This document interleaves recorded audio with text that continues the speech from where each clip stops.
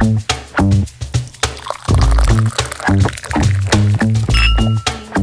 and surviving large properties in Colorado. Oh man, well welcome back folks. You're listening to the Western Slope Realty. I hope you keep those boots dirty and those deeds clean. All right, I am Serena, your ranch-ready real estate wrangler who still has irrigation water in my veins. Stop, so true, so true. Especially after Saturday. Especially. And I'm Brittany, boots on the ground, sass in my voice, and here to save you from romanticizing 40 acres thinking you're gonna work it all yourself. I doubt it. No, you are not. Today, we're gonna break down those myths and the money and the madness behind buying ranch land because, let's be honest, owning a ranchette sounds cute until you're knee-deep in a ditch with a broken water gate. It's okay, there was a lot of D's in there. There's a lot of... Come on, people, we're trying to stay on task, so of course we have a script. But seriously, have you ever been like knee deep in a ditch? It's uncomfortable. I can't tell you how many times. When they dredge them out every time in like the spring and you're like, I always feel like a real one when I look at one. I'm like, oh, that looks like a freshly dredged ditch. And then, or when you're the seller's in there, like, well, what do you know, sister? Fucking Paul came here last week, totally dredged it out for me. I'm like, oh yeah, no, we're the dredgers. So we're down in there in a culvert with this long fence post trying to shove all of the leaves through because it's like blocked up the culvert and water's going everywhere. And runoff water in the very beginning is so cold. It is so cold. Anyway, my dad was super proud. Well, okay, starting first segment, steeped in history. Let's go back, y'all, to the Homestead Act. Ready? Oh, there we go. Okay, yay. Homestead Act. When settlers can claim land and living on it and working on it sounds dreamy, right? Well, if you like blizzards, backbreaking labor, and hauling water 2 miles on foot. I don't. But land legacy, it's still baked in today's Western Slope history. Do you ever wonder why parcels are shaped so weirdly? Because we came across one recently in our office with a girl that rhymes with Donna, and she has a pizza slice parcel out of Palisade. And I'm like, girl, it is like so think of like a super fat crust, right? Super fat, and then, kind of meets me like a really fat piece of pizza on the sides. Lots of girth. But that's like, I'm like, girl, that's really interesting. So that came from the 1800s when families would split some of that up and not do it the right way. Oh, you could definitely tell when the older kids had control over how they were splitting land, because here we have the oldest one in the middle, and then here's the baby one that they're really pissed off at. It's like this big, and touches no water, and there's no access to it. It's like 6.7 acres, like some random. They're like, in the middle of 150. That's yours. Thanks, Mom. Okay, I love that. Isn't that funny? Okay, well, that's your history. So this still affects water rights, fencing laws, and then how you're going to finance your acreage. Yeah, and that brings us into segment number 2 today of today's pour, which talks about modern ranch buying. And let's just go right into it. Your buying responsibilities that go with land. Yes. There's quite a bit, people. I don't think so. It's so funny because my shout out to my in-laws, but they bought 40 acres thinking, oh my God, it's gonna be so fun. We're gonna work the land. We're gonna work the land. I don't think it's like come about that way. But what are some of the responsibilities that come with working some land? So fencing, number one, is expensive. Okay. Colorado is a fence-out state, which means that if you want to keep that herd of cows off your property, then it's on you. That's right. To pay for the fence to do that. It is not on the owners of the cattle. I love that about Mesa. Yeah.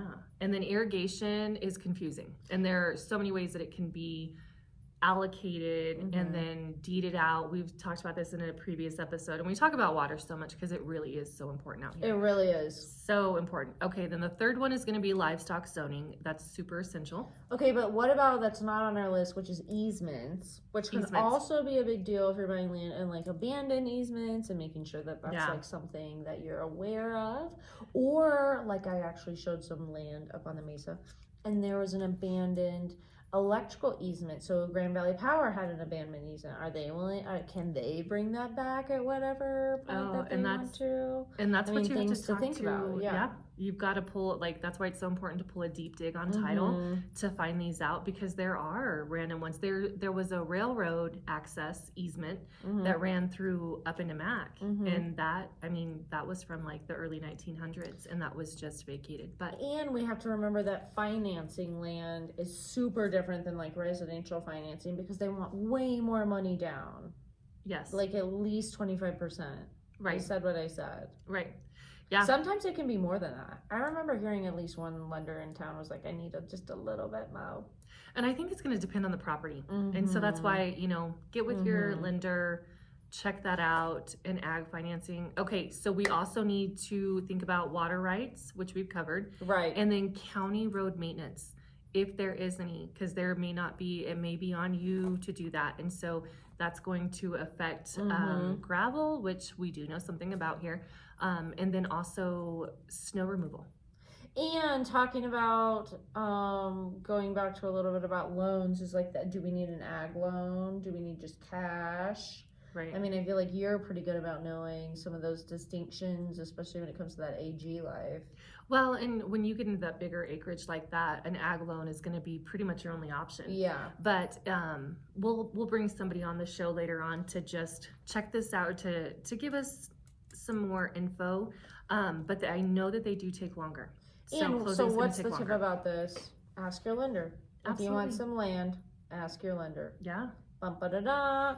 Okay, moving right along to Unfiltered closings. What do we have today? Today's story, we're calling it The Fence That Ended a Friendship. What?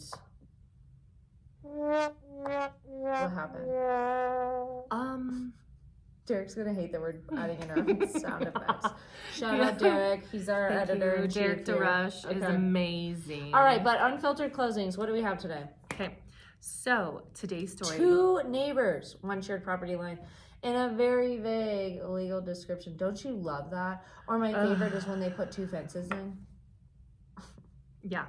Those are great. Fence. This is your fence. Oh, the one side that thought that the old barbed wire was the true boundary, and the other had a new survey saying otherwise. So cue yelling, lawyers, and in one extremely dramatic Facebook post, all caps.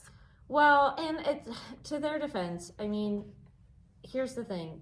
Even if there is a survey on file, I would think that you would make sure, what is the year on that survey? Oh, yeah. Is it updated?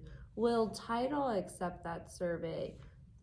Little things just to make sure that the deal will go through. I did had one survey I just looked at, and I was asking the seller's agent, and I said, where's the date on this? And she was like, oh, it's on there. And I'm like, girl. It's on there. And then I was gaslighting myself. I'm like, can you read?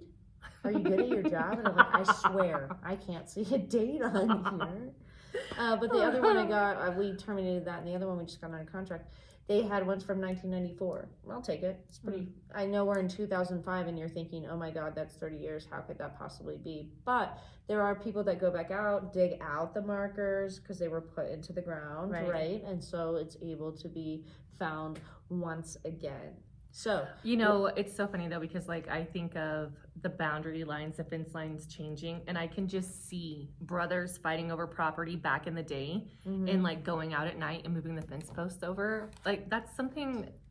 And I think the lesson is, fences don't lie, people do. Right? So let's make sure not to lose your deal over like a few 12 feet of scrub oak. All right, moving on to segment 4. Dun da da da. That neighborly said. All right, I won't do a sound, Derek. I'll let you be in control. But for this week's shout out, we have to shout out to Co-op in Fruita. What? They do such a good job there. They know their stuff.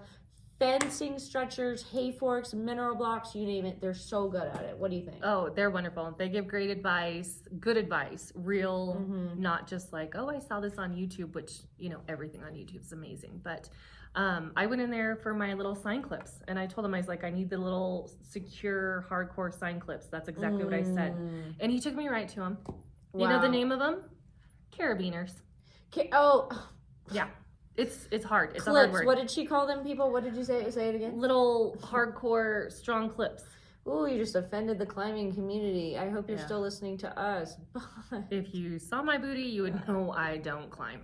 So, girl, quit hating on yourself. She's got the I'm just saying. She's got the THICC.